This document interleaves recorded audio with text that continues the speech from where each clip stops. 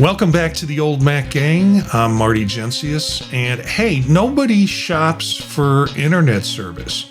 You move into a house, somebody hands you a coax cable, and 20 years later you're paying $95 a month and renting a modem that you could have bought outright in 2019.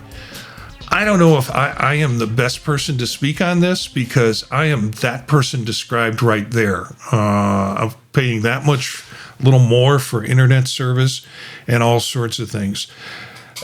Most people like us are on a fixed income, so most likely you have to sign up in ways that are going to be economical and also useful for you. You've got different services offered in different parts of the country, including anywhere from wired to wireless to 5G to fiber. And it's going to depend on where you live and what you currently have access to. So what we're going to do is talk tonight a little bit about what we do. And as I said, I'm probably not the best person to talk about this because I kind of set it and forget it. I'll tell you a little bit about my issues as we go through the questions that we have tonight. But let's find out who's with us tonight, starting with Peter. Hi, I'm Peter. I'm a 73-year-old Apple enthusiast from Bay Village, Ohio. I'm a very long-time computer and gadget hound, and I've spent most of my time with mostly Apple hardware for the last 25 years. I love chatting about the how and why of all of this with this old gang and with our audience. Charlie. Hi, I'm Charlie Lindahl, retired 70-year-old in Houston, Texas, and I've been using Macs ever since 1984. I actually had access to Lisa, which is the predecessor to the Mac, and I've been using Apple stuff ever since. I currently have a MacBook Pro M1. I've got a MacBook Air. I've got AirPods. I've got an iPhone 16 Pro, and I try and stay up to date, and it's really great being here with the gang. So, Chris, you're next. Yeah. Hey, good evening. I'm Chris. I'm a 79-year-old retiree in Tucson, Arizona, and I've been around the Mac since my 128K. Originally in 84, and I spent about 9 years with the Apple user groups and about 9 years working for Apple, and then about 15 years doing university IT. So now I'm retired in Tucson, playing with all my Apple toys, and really having fun with the iOS 27 beta, and enjoying the old Mac gang. Bob? Hi, I'm Bob. I'm also in Tucson. I am a 70-something, not retiree. I prefer to call it a semi-self-unemployed person. And I've been around the Macs since the early 90s. And I have been also a Mac user group member and leader since almost that same time. And I enjoy my technology and look forward to learning more and learning from the old Mac gang. Marty? Yeah, I kind of want to start out with a PSA. It's not in our show notes, but I had a guy who is a professor emeritus, and that I have coffee with probably every 2 weeks or every 3 weeks. And he said, he texted me last night and he goes, I've got a problem. I'm like, what? And he goes, I hate to ask you this, but Microsoft, when I open it, now tells me that I have to activate a license or I can't work on it.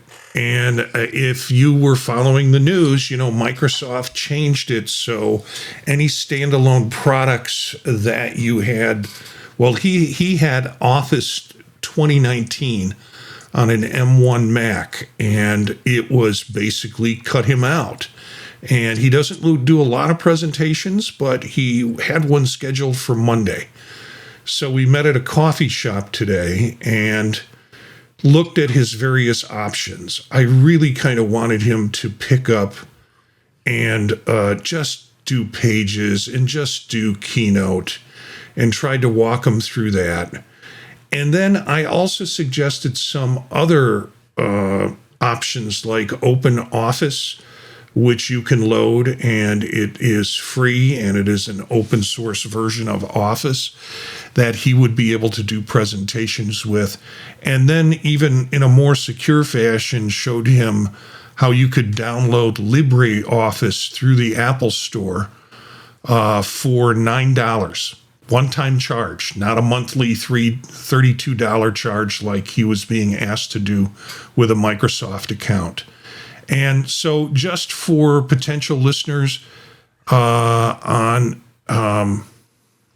who listen to this now or run into this problem, yeah, that's what's happened with old Microsoft accounts. I don't know if any of you guys have heard about this or the situations with this where people are getting warnings saying you have to activate a Office 365 account, and here it is. They want to go subscription on everything, and it was rather sad for this guy. There was no way to get out of that. I gave him some solutions. He was going to go home. He was going to see what the needs of his family were in terms of whether or not he needed to get a subscription or whether he was going to go with some other free or low-cost available options.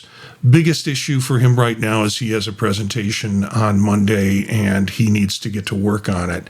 And so I checked with him a couple hours ago, and he said, we haven't come to a solution yet or a decision yet on it. But I thought I'd put that out as a PSA that if you start seeing these things pop up on your computers, it's because Microsoft is throwing everybody into subscription models. Any other comments or thoughts on that one? Yeah, Chris, just hit it. Yeah, I ran into this. I ran into the same thing, Marty. I ran into it about.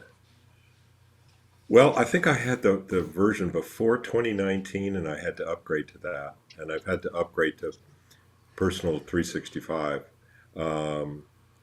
Yeah, it was sort of annoying. I paid $20 for a Microsoft account when I retired from the university. Same thing. It quit working, and the Camera Club was using, Word and Excel, and they only wanted those files. And the problem I had was I ran into a thing where I had to immediately start generating this stuff, and so I didn't have time to do a transition into Pages, which I would do now, or something like LibreOffice. But in my experience with your professor friend, you probably would need to literally walk him through and do a demo so he sees how similar it really is. Because, the thought of jumping into a new software program on top of doing his presentation, probably a bit too much for him right now.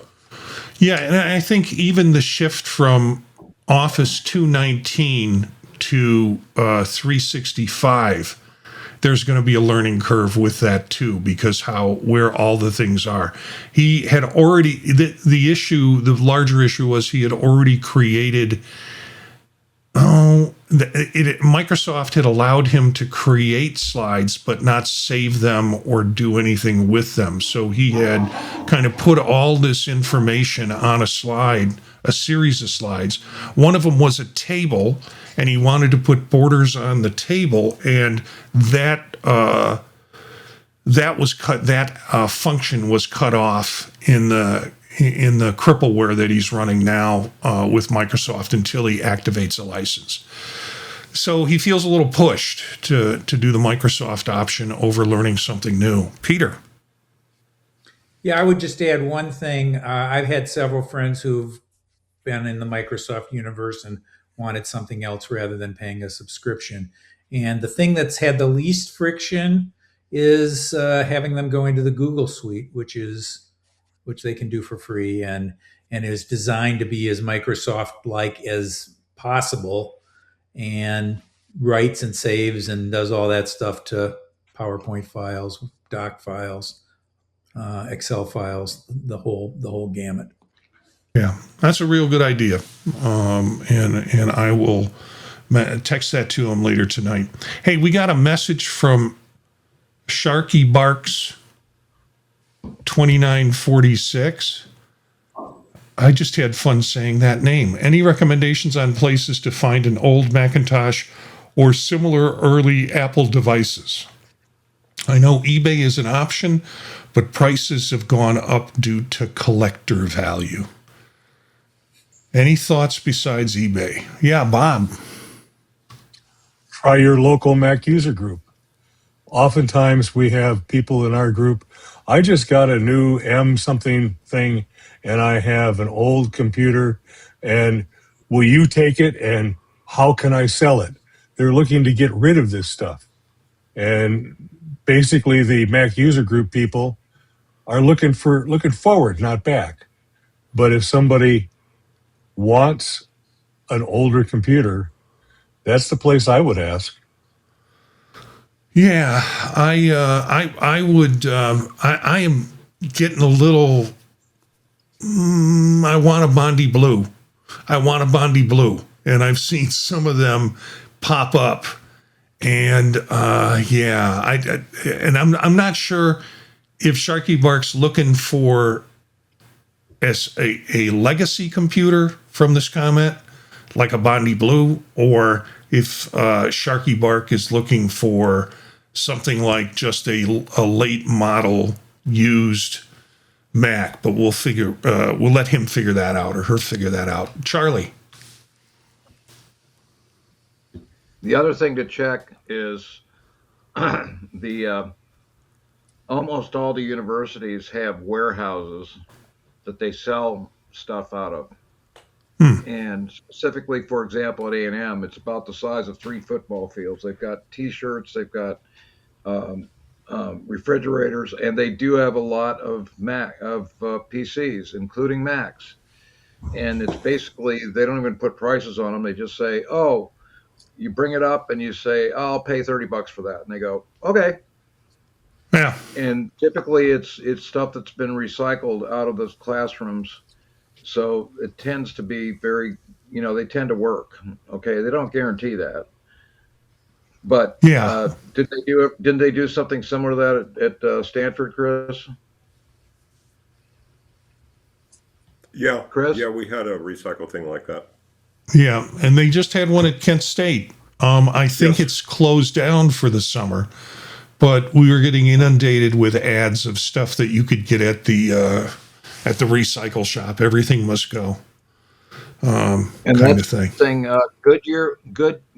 Goodwill in all around Texas, particularly in Houston, in Austin, they actually have a Goodwill computer store Yeah, that's just wow, computer, and they've got all kinds of stuff there, that would be very cool. including monitors, keyboards, mice, actual computers. Go check it out. Yeah, well, Charlie, did they thanks. clean those up? Did they clean what? Well, I meant, did they, Say what? erase the hard drives and all of that kind of stuff? I would. Does your Not that I Goodwill know of. computer I have store, no. do I they have no actually- idea. Yeah. I have no idea. Okay, Okay. that Let's may be get down. desirable. Yeah, let's get down to our topic for tonight, which is about picking a internet service provider and our experiences with it. I have a lot of websites that will be available and in show notes. So, Senior Planet, save money on the internet, a good story about that. Best internet plans and discounts for seniors on high-speed internet. And it talks about different plans and directs you to different plans. Best internet services for seniors in 2026, tested and reviewed. Going through various, and comes from Senior Living. How and why to check the speed of your internet connection. This is always kind of amazing that they will promise a particular speed, and instead what you get when you finally check it, and I'll put a link in you can just type in a browser internet speed test, and it will take you to one of those that you can run to find out what your current speed is with it. But the difference between what's promised and what's sold to you versus what you sometimes get is an issue. And that's a reason to go back to the store and say, this is not what I'm getting. It's not what you promised. Get phone or internet service for less. This comes from UAC Lifeline support. There's EveryoneOn.org is a find low cost offers in terms of services for internet and computers in your areas. BroadbandNow, an article, Best Internet Services for Seniors in 2026. A guide to free internet services for seniors in 2026. That comes from the seniorlist.com. And then at the FCC National Broadband Map, so it'll show you nationally if you type in your location, what broadband services are or are not in your area. The best fixed wireless and 5G home internet providers of 2026. This is compareinternet.com. 5G home internet versus cable, an internet guide. This is from Internet Providers. 5G is becoming more and more popular where you can just kind of go to a store. In fact, I have a 5G receiver in just behind me.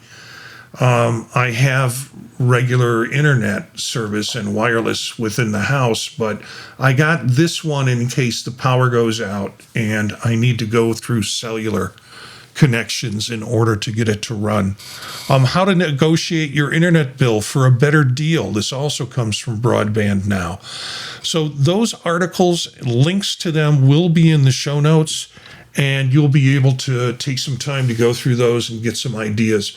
But let's get to the panel questions. And we start with the first question, which is basically, let's just go around the room. Who's your provider? What are you paying? How long have you been with them? And we start with Peter. Wow, the whole idea of an internet service provider takes me way back. There was a time or two during a pre and early commercialization that this whole issue seemed like a big deal. What services do they offer? How much storage? And on and on. AOL's gateway versus CompuServe's. I'm not going to go windbag or down a rabbit hole on this.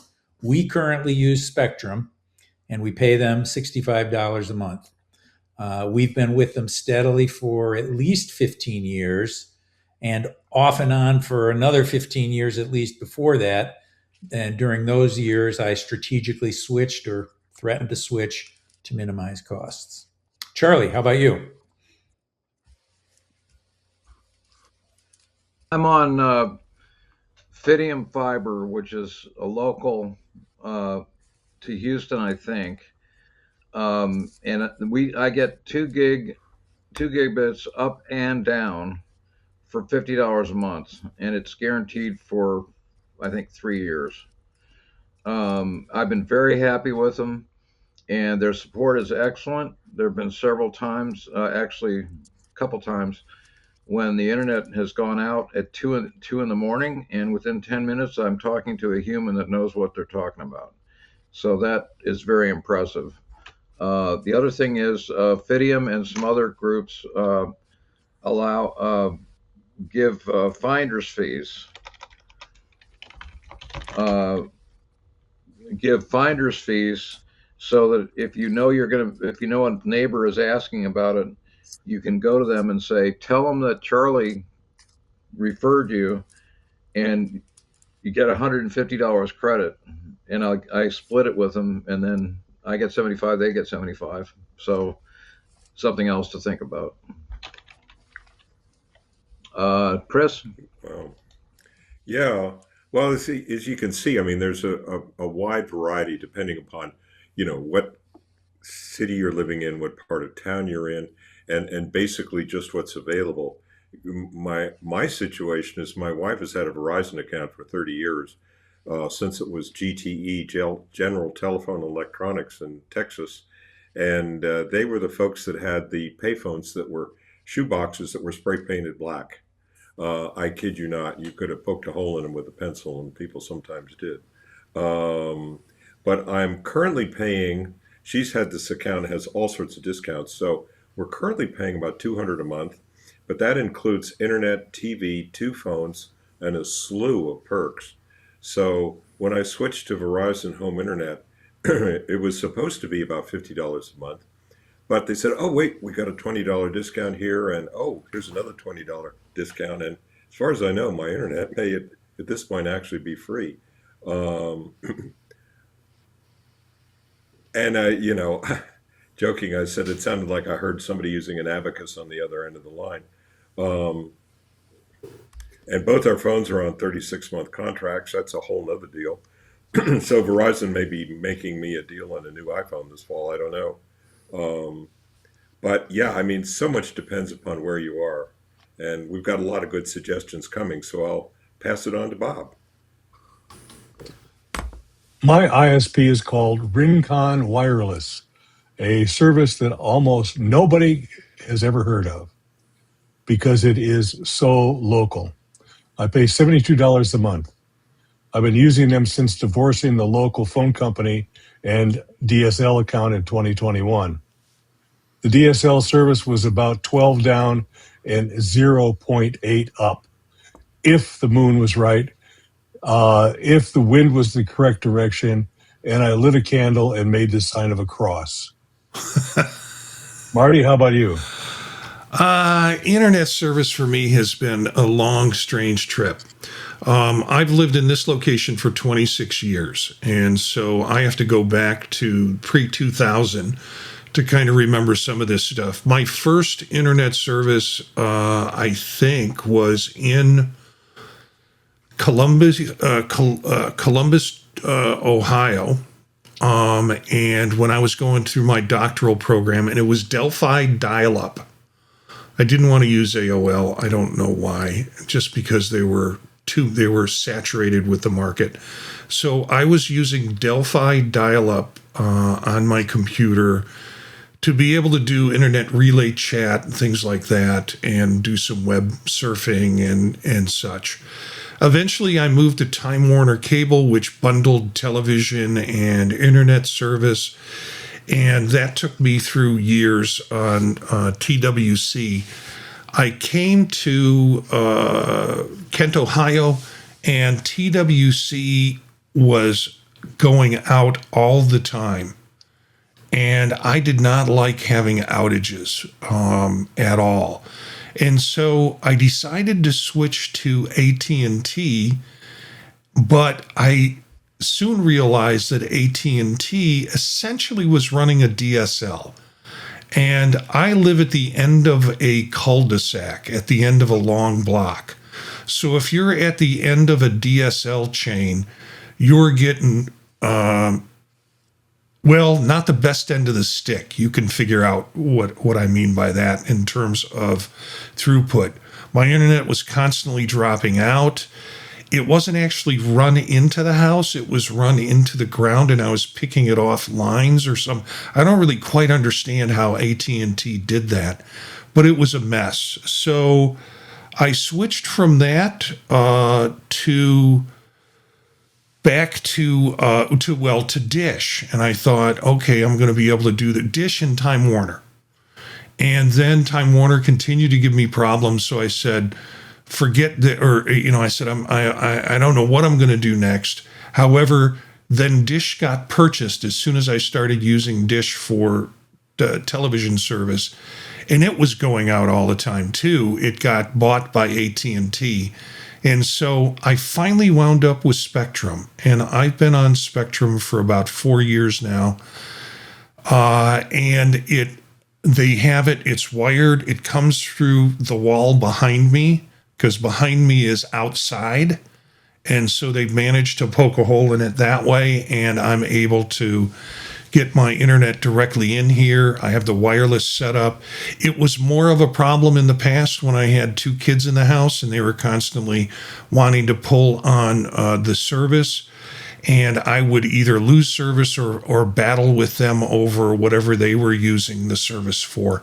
They're out now. I'm able to get a 1G upload or download, and it is pretty much around there. It works pretty well. just a little south of 1G, but better than what you would expect to get with transmission. So I haven't had complaints about it. We have had some outages, which is why I now have this 5G edition that I purchased. So if the internet goes out, the cellular kicks in, and I can take it off of that service that's behind me too. $110, which seems high. It was $160, and I went in to the store and said, "Hey, what's going on here?" And they said, "Well, you've got all these other things on here that you really don't need or use." So they brought the bill down to $110, but still seems a little high with that. So next question is fiber cable 5G satellite. What's coming into your house, and would you recommend it to a friend who isn't technical? We start with Peter again. Yeah, our service is cable. I would recommend it for sure. It's nominally 500 megabits per second. I believe the language in my contract is up to 500, which for the unschooled means you'll never get more than that, or more precisely, always less than that. I measure things like mad.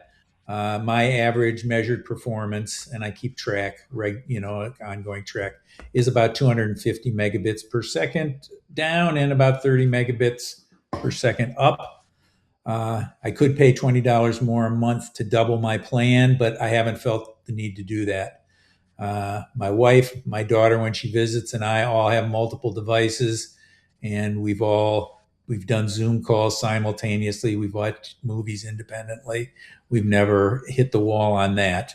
My neighbor has a higher tier contract, and his actual experience is about double mine. I've gone over and taught him how to measure his. Our neighborhood got fiber about 6 months ago at a comparable price to the 1 gigabit per second spectrum plan, which I don't know anybody who bought it, so I can't measure it here. But from measurements I've heard elsewhere, it would perform even better. And obviously, Charlie's fiber up and down makes me drool, although I haven't really been pinched. So I'm happy with what I've got. Charlie, say more. Sure. I have fiber, as I mentioned, a 2 gig up and down, guaranteed for 2 years for $50 a month. Now, understand that's going to their modem. In other words, it goes from my wall via fiber to the router that they provided, which is the Wi-Fi stuff. And I'm only getting around 400 or 500 megabits per second measured on that router, but it's a very cheap router. If I go out and buy a Linksys, I can get probably 1 gig Wi-Fi, but 500 meg up and down is more than enough for my streaming and my laptop and my stepson's laptop, so I don't need it. And I kicked away Xfinity for all the cable channels, everything. Because I do everything with streaming services. I have HBO streaming, Hulu, Amazon. What else? I basically have all those streaming channels for $10 to $15 a month without ads.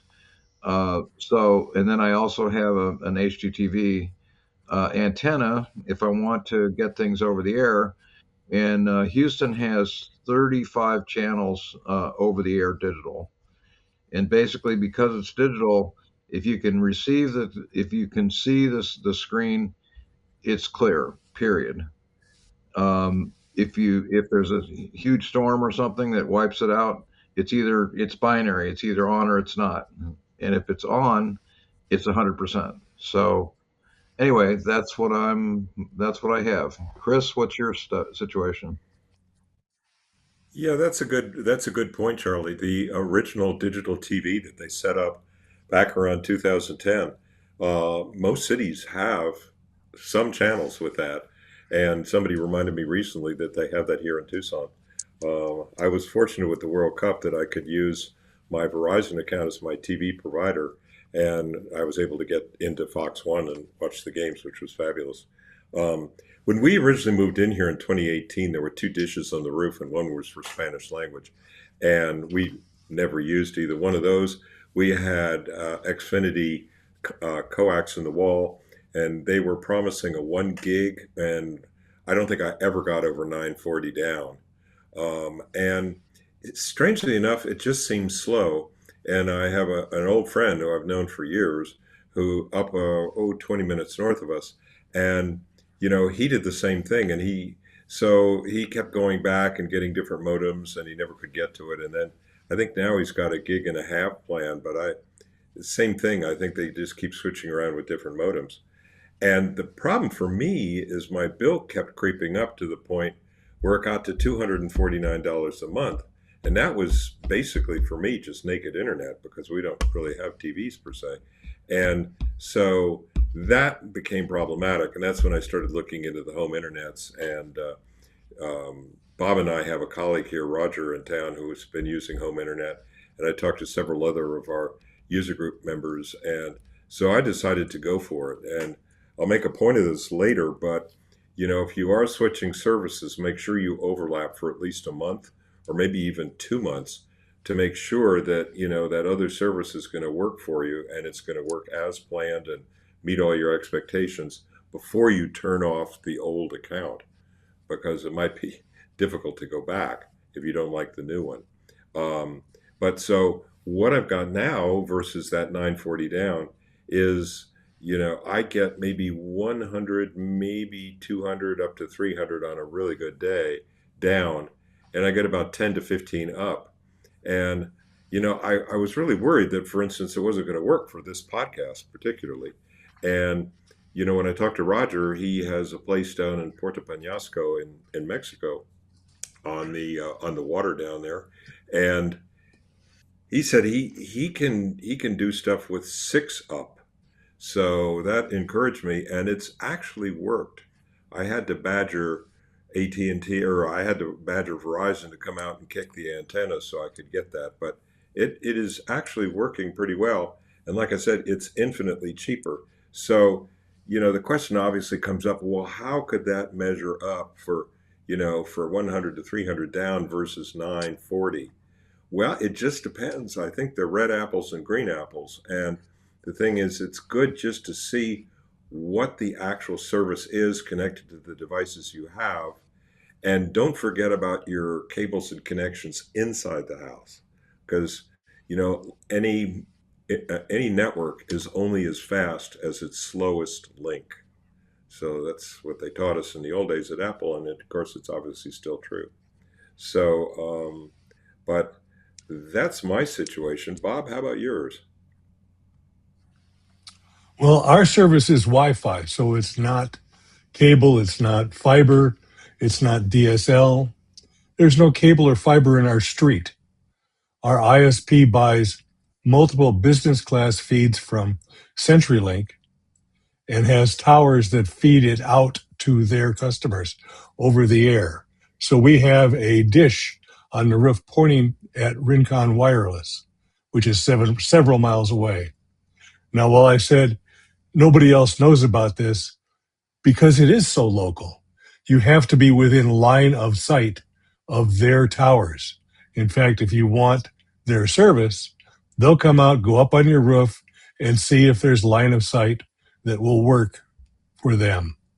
And they provide me or us with 25 down and 10 up guaranteed, and a stable public IP address. The stable public IP allows me to easily get into my Synology drive when I'm on the road. So far, I haven't caught them shortchanging us at all. I do a speed test relatively often, and it's usually right around that 25 and 10 situation. So the speeds are certainly enough for each of us, both myself and my wife, to stream simultaneously or do Zooms simultaneously without any issues. Do I want more? Of course I do. All guys want more. bigger, longer. We're not going to go into that any more than that. However, our local electric company, Trico Electric, is promising fiber to the house with 300 up and down for $70 a month if they get enough subscribers in the neighborhood. I have pre-subscribed. I don't see our internet usage. I see that our internet usage is only going to be going up in the future. So going up from 25 to 300 is probably the right long-term choice for us. So I hope we get enough subscribers in the neighborhood and they start laying that fiber down our dirt road. Marty? As I mentioned before, I've got cable coming into the house for basically for my Wi-Fi system. I just ran a test on it, and I had a download of 786 and an upload of 31.4. It is promised to, well, it is a 1G or up to 1G. And, currently we're doing eCam, which is, drawing on a lot of this. So there's a lot going on with my system right now. So if we weren't doing this, I'd probably see even faster speeds in terms of download and upload with the process. I go past all of the stores like AT&T, and they have a sign outside that says, "Come in and talk to us about fiber 2G." And I go into the store, and they're like, "Yeah, where do you live?" And I tell them where I live, which is like 2 miles away from where the store is. And they're like, nah, there's a couple of neighborhoods in Cleveland maybe that get it. So the advertisement about fiber has been very loud in the businesses around and competitive. But when it comes to actually showing up in my neighborhood, doesn't seem to happen. So I have no idea. They'll keep running those ads. I have no idea when or if we'll have enough people who are interested that they will put fiber. And for folks who are trying to make a decision on it, I would not recommend that. I wouldn't recommend anything beyond what they need. And frankly, listening to this group, I'm kind of surprised that I would have thought much faster internet speeds for most of you, because as Bob says, bigger, longer, men like that sort of stuff. But it seems to be working for you. I guess I also have a in-home wireless 5G network that I haven't really tapped into, that I should play around a little bit more with to see what speeds I can get with that. But Maybe the problem with us as technical folks is that we're trying to oversell the product for most people who don't need those kinds of speeds. So Charlie's given me a thumbs up for that. And third question, do you rent your modem or own it? And has anybody ever here called and asked for a better rate on modems? Peter. We own ours, always have, and as I recall, Spectrum puts $5 a month on your bill if you're renting from them. A long time ago, I used to call all the time, although not for modems. I used to call a long time ago so that I could sit and continuously pay introductory rates, which are typically about half the average rate you pay after the first 12 months with their lowball starter rate. And every year I would call and threaten to switch if I couldn't maintain the introductory rate for another year. And in most cases, they just dropped my rate. And on 2 occasions, my provider called my bluff, although it wasn't really a bluff. I switched. And there was a slight hassle the first time. I think I had a day or 2 of no service or something like that. But the second time, my old wiring was there. So when I switched back, it was easy. And in recent years, I guess I haven't felt the financial pinch to keep doing that kind of pestering. Although this show maybe will make me think again about that because, I mean, it would be money I could spend on something else. So that would be nice. One thing I would say in because people were talking about, when you lost service. The other thing I used to call about was when they would drop service for more than an hour or two, I would call and say, this really put me out. Here's what I was doing. And typically the service rep would say, well, we'll drop your bill for that month. And I would say, back in the day, maybe 15 years ago and beyond that, 2 or 3 months a year, I didn't pay anything because they lost service. They've been very good about service since then. And, so that's where I'm at. Charlie. Yeah, I have the modem from Fidium. It's $5 per month, and I'm perfectly okay with that. They provide the router that's used for my Wi-Fi, and they actually have extenders. So I have 3,000 square feet, and I have 2 extenders, one over in my office and downstairs, and then one for upstairs. And they provided all 3 of those. So I haven't had to negotiate. And I got this deal that I mentioned that's 2 gig up and down back in November, guaranteed for 2 years. And I got today.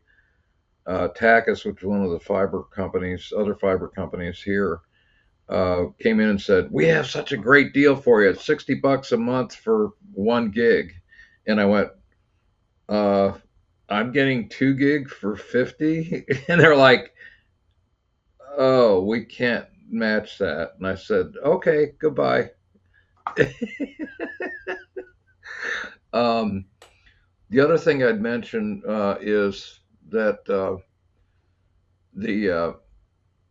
it is possible to buy a router and connect to their box. It comes, so it goes from the wall over with fiber to their box, and then that box connects into the router, okay, which then does the Wi-Fi. But they have a cheap Wi-Fi router. It only goes 500 megabits per second, which is more than enough for all I do. But if I were to go and buy a router, a faster router, and I can get a Linksys for, I don't know, $100 or $150, that'll do 1 gig Wi-Fi inside the house. But then if something goes wrong with the connection, they can't support the router. If it's all end-to-end stuff, then they take care of all of it. So I'm leaving it with their stuff, basically. That's about it for me. Chris, what about you? Yeah, a couple of thoughts here. I mean, like Bob, I basically got a wireless modem that's pulling signal through the air, and how the heck it does it. There's a narrow window that it doesn't hit the house next door and stuff, but like I said, it works. Now, previously on Xfinity, their modem rental went from $11 to $15 a month, 1.5, and that was sort of grilling me because, I mean, those little boxes aren't worth that much. But there's a lot to be said if you've got a full-scale router or half router, which is what it really is, because the other half is at their end. That, resetting routers is something I would put just short of root canals in terms of putting that off. So that's something to think about too. Now there's another service we haven't talked about, and that's Starlink. And where that comes into play here is we're living west of the city limits in kind of the downslope of the Tucson Mountains. And while we're in a subdivision, there are a lot of what we call custom homes that are like not in subdivisions, and they have to pay to bring the cable to their house, which can sometimes be expensive. It can be $1,500, depending upon how long their driveway is. And for one of my friends in the camera club, that all she could get at her place was Starlink, which is roughly the same as my home internet, but she claims it isn't as reliable because she's also still working a couple of days a week and she does a lot of stuff online. I've never seen a problem with her online on Camera Club meetings that I'm in, maybe 5 or 6 times a month, but she says there is. So just one observation. But it's surprising how well these home internets work. Um, and I think over to you, Bob. Well, our wireless provider runs a cable into our house to a little box that has an Ethernet plug on it. Then I use that Ethernet out to my own Ethernet switch and my own router. I use hardwired Ethernet to my wife's studio and an Eero mesh routers to cover the rest of the house and the patio and so forth. I have never asked for a better rate. The people are nice. The company is small. It's basically run by a couple, a man and his wife, or a wife and her husband. And they're very nice people. How about you, Marty? I have, I rent it. I always have. I have friends beyond this group in terms of the tech world that cannot understand why anybody would not purchase their own router and their own Wi-Fi connection. And I think, Chris, you said it. There's nothing like root canal and in having to reset a router. I just feel if I'm working with their equipment, there's a little bit more responsibility on their end. They know what I've got on my end. I've had some problems with their routers, like supposedly it's easier to set up a 2.4G. I have not been able to get a 2.4G running as a second service within my house. That's in part probably the service that I'm using, and also in part my inability and complete clumsiness and brain jelly dead that I have when it comes to trying to figure out what's a router, what's a ISP, what comes in, what do I have to do. I just don't. That logic doesn't fit for me. So I rent both devices and deal with what I can. Last question for tonight. What's the one piece of advice you'd give an older adult shopping for the internet right now? Yeah, well, I have two pieces of advice. One, check with your neighbors, see what they have and how well it is performed for their family size and usages. This is important data and incorporates the specifics for your neighborhood, your location, and you won't get that from all of the averaging surveys that a lot of very competent people have written, although those are good to read too. And two, and obviously if you're renting, this doesn't apply, but don't skimp on your home router setup. Once when I was troubleshooting, a tech I was talking with on the phone had me bypass my router and connect directly into my cable modem, which was much faster than my usual experience. And I realized I'd had my router for many, many years and it kept working, so I didn't even look at what it was up to. A lot of people like me at that time hang on to their routers because they still work, not realizing that a newer one would work much better. And the same is true for your cable modem. Even though I have my own and don't rent, after having had a cable modem for 10 years, I realized cable modems had gotten better. So the payback from rental is less than a year, even on the $5 that Spectrum charges. So I got a newer, a higher DOCSIS number, I think is what it was. I plugged it in and it worked. And I would make one comment. I hear where you're at with root canals and stuff like that, because I've been in router hell, I guess, on more than one occasion in my life. But in the last 5 or 10 years, I've set up Eero routers, which I think are a snap to set up. Synology makes routers as well as other stuff.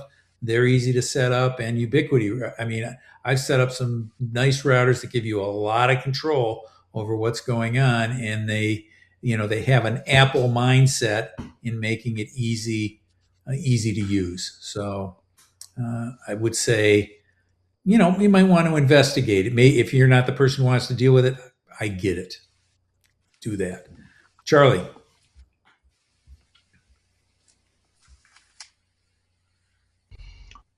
Compare pricing and definitely ask your neighbors.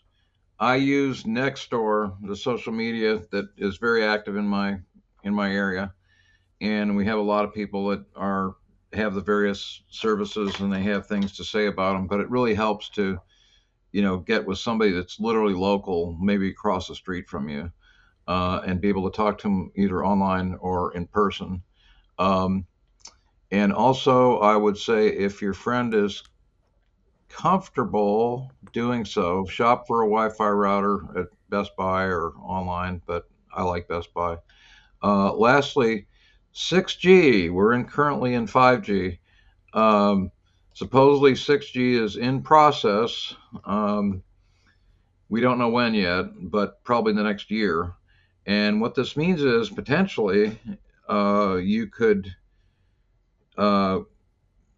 do away with your ISP as a service provider for internet and just use your phone if you wanted to. Anyway, and I'm not going to switch off of fiber unless I absolutely have to, or until there's a better option that comes along. I'm very happy with the fiber. So, Chris, what do you think? Well, as our viewers can probably tell, this whole internet provider space has been in transition from day one, and it continues to be. So it's worth it to really look around. I would say the two major players in the future, players in quotes, are 5G and fiber. And absolutely, if you have an option for fiber and it's economical, Bob's your uncle. Not our Bob, but another Bob. And 5G is an interesting animal. There's a medical center about 15 minutes from my house, and I was sitting in a Mexican restaurant across the street, which I like to eat at, once or twice a week, and it's a really fun place. And I ran a speed test, and it was getting almost 1,700 down. Now remember, I get like 1 to 300 down at home, right? And it was getting 111 up, which is a pretty crazy speed. Now, is that going to be available everywhere? Well, no, because it's the medical center and that's what they're doing. But I take my iPhone over there and do all my updates over there, or at a Starbucks that's kind of on a cross street. This is 5G UW. I don't know about 6G, Charlie. I think they're still in a developmental process, so it sounds like it's more like, maybe 2-3 years away. And then it'll be a while before it gets adopted. But so 5G looks really capable. And let me see. Yeah, I mean, do your homework. And public libraries could be a source of information, potentially, for different parts of town. If you're really new to an area and you haven't talked to any neighbors. And like we've already talked about, if you see a new, say you're on service X and they're promising something a lot cheaper than what you're paying for new customers, it is worth asking and saying, gee, can you help me out a little bit here? Because I hear your competitor is offering something real similar. And they may come down. Verizon, it was Xfinity actually, when it was up at $249 a month. They offered to drop it to about $200 a month. And by the time they got done, they said, oh, well, if you're going to do Verizon Home Internet, we've got almost the same thing for about $70 a month. And at that point, I'd already made the commitment. I'd already had the equipment on order, and it's all worked out fine. But you may be able to do that too. So there's no easy answer, but hopefully, what we provided here tonight will help out on that. Bob? Well, I second the notion of checking with your neighbors, including next door. Also looking into 5G wireless. If 5G exists in your area, where I live, I get 1 to 2 bars of 0G cell service. If it weren't for calling over internet, I would have spotty cell service at best. What's it like where you are, Marty? Actually, Bob, the internet is pretty good. I happen to live in an area that is a little shallow in the neighborhood, so sometimes signal is a little difficult in my house, and it just happens that there is a huge steel beam that goes through the floor and part of the garage in my house. So I have this deflection, and at one point I got repeaters from AT&T to kind of help with the cell service and things like that. Really, one piece of advice that I'd give in older adult shopping for internet, I've had to move for jobs, and in academia you do that. The last move was 26 years ago. So when I got the offer for the job, what I first did was ask around, and this is what everybody's been saying. I started asking when I got the offer and was going to take the offer, what do I use for an internet service? And what are people using? What works? And then, of course, it's also very dependent about where your house is. And we've heard that from other people on the panel, that if you live here, you're going to get lousy cell service, and probably you might not even get internet service unless you do something like satellite. So there's so many factors that fit into this, but the best thing is to ask people who live there or live in the area what they're using, and then do your homework on it. Is the best suggestion that I can give. So we have had a long show on this and a lot of detail with this, but we will have links in the show notes. Hey, I want to mention, I thought this was cool, and Ron's been with us before, and he came in early, and I was going to put this up earlier, but Ron is watching our show live from Mexico. So hey, thank you. I really wished Mexico would have done a little bit better in the World Cup. I was super pleased that Argentina did not win, because there's a lot of. I tell you, if anything that soccer did from watching it was it swore me off soccer or football, because there was so much dirty play during that game. I mean, when I played soccer, you couldn't even touch the other player, and there were so many fouls and so much dirty play. So I was happy that Spain won, particularly because of all the pressing stuff that Argentina had done, and Messi and things like that. So I've already seen I've gotten hands generated. I'm going to go to Charlie. Let's keep the soccer comment short if we can. Oh, real quick about the soccer. Someone pointed out to me, I didn't watch very much of it, but somebody pointed out that the halftime show featured a Muppet drummer, Monster. Yeah. And I just thought that was a really fun trivia fact. And how many people recognized Monster as the drummer during the halftime? Anyway, that's what I got to say about soccer. We've got I've got Peter's hand. No, I was just saying that I recognize the Muppet drummer. So yay.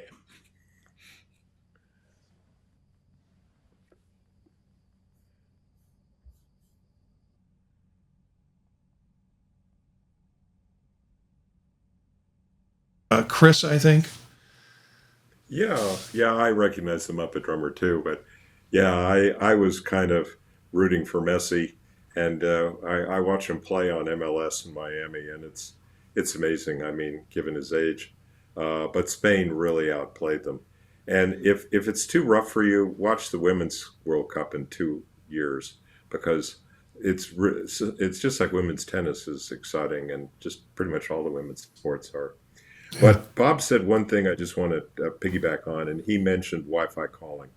And this is a real important point that a lot of people will lump into their internet service. Why? Because if you've got weak cell service, you can get your phone, your computer, whatever, to blend with Wi-Fi so that you get the best of both. And for some people, that is almost essential if you can't use your cell phone at your house, which has been a problem for people in different parts of town here in Tucson. And so, and that's in your cellular settings on your iPhone. We could talk about that in the future or something, but just blend those together. Or what my older son used some years ago and where he was staying was he just used FaceTime audio, which is pure internet calling. It doesn't even involve cell at all. And so, and of course it's pretty cheap because it's not even using your cell plan. But the other thing that is somewhat the reverse of that is there can be a problem because you get in the garage, you set up your phone, with on CarPlay, and you're backing out, and all of a sudden you lose the network when you drive down the street, and it takes a few minutes before it kicks in again. Well, they fixed that problem in iOS 27. So when you upgrade in September, that problem will go away. But anyway, that's the whole deal on Wi-Fi calling. Any other comments on that? Now let's close out.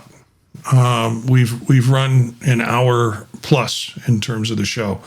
So I do want to, and Ron, thank you for reminding me. Ron was at MacStock, and he came up from Mexico, and we sat at lunch one time, and he was telling about flights and connections, and I didn't put this Ron together with MacStock Ron. So it was very cool that you came to MacStock. I'm glad you enjoyed it. I think I asked you directly at lunch, it's like, what's this experience like for you? And having come to MacStock. So it was, I'm glad you're in this show, and glad you came to MacStock, and glad to have met you.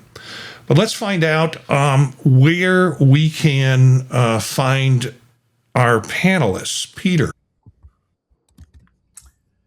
Yeah, I am at Ppetto, P-P-E-T-T-O, most everywhere. Instagram, Facebook, all the rest. I don't frequent them, but usually get noticed when anyone direct messages me or tags me. So, Ppetto. Okay, LinkedIn at cyberchuck.org is one of my email aliases. I may change that in future shows. And if you do go search on CyberchuckTX in Google, I'm all over the place. I've been on the net since 1981, so I'm literally all over the place with gardening, with tech, with social, with politics. I'm all over the place. So look for CyberchuckTX sometime. All right, Chris. Yeah, I'm at chriswesselmanphotography.com, and on Blue Sky and Flickr, I'm at chrisw47-az for Arizona, and on Threads and Instagram, I'm at chris.wesselman. And Bob. You can find me through the TMUG Mac user group at tmug.com. There's also my own private websites, thinkbob.com or dangerousbobphotography.com. And you can find me at Gencius, Jencius, on Blue Sky or Mastodon. You can also connect with me through the website, thepodtalk.net, which is the website where I have all the shows branded under the PodTalk net. So this is one of the shows. There are other great shows you can find out about. They're like Vision Profiles for people who are into Vision OS and the Vision Pro. Also, the Neo Notebook is about the MacBook Neo. Of course, we have the Old Mac Gang. I have 15-minute bites about tech and food, and also have a show that's real popular called Fade to Chat, which are classic movies. We just did and released an episode on Breakfast at Tiffany's, and we're going to do the next episode on Witness for the Prosecution. So those are coming out weekly. I do that with Cindy Rotz, and I have a good time with that show. And then other shows that I'm on, you'll see listed there, like Mac Voices with Chuck Joyner on Tuesday, In Touch with iOS with Dave Ginsburg on Thursdays, and then a new show called The Tech Hangout, which is kind of leftovers from the British Tech Network that we do on Friday morning, that is really interestingly programmed in terms of, here's 4 things that we think are important in the news, here's something that we want to argue about, and then here's some things that we think are cool things that you might want to look at, whether it be tech, software, literature, movies. So it's a nice, fun group of folks on Friday mornings, but you can pick that up, the Tech Hangout, by searching through YouTube and find some of the shows there. That's it for Old Mac Gang episode 77. We're approaching 100, which is absolutely unbelievable to me and kind of a big milestone. Most shows don't make it past 10 or make it to 10, so we're moving along with this. And we learned a lot about ISPs and some decisions if you want to look at internet service providers and the multiple ways that you can go and the multiple ways that this panel went with it. Of course, you can check out previous shows on youtube.com/@oldmacgang. That's our YouTube channel. And you can email us at thepodtalknetwork@gmail.com. And thanks to folks who've been in the watching us live. You can watch us live on the YouTube channel, always on Wednesdays around 9 o'clock Eastern Time. So thanks to Sharky Barks 2946 and also Ron Fell 52. Great to have you along with this. And check us out at thepodtalk.net and other shows there. Thanks for listening, and now you are part of the Old Mac Gang.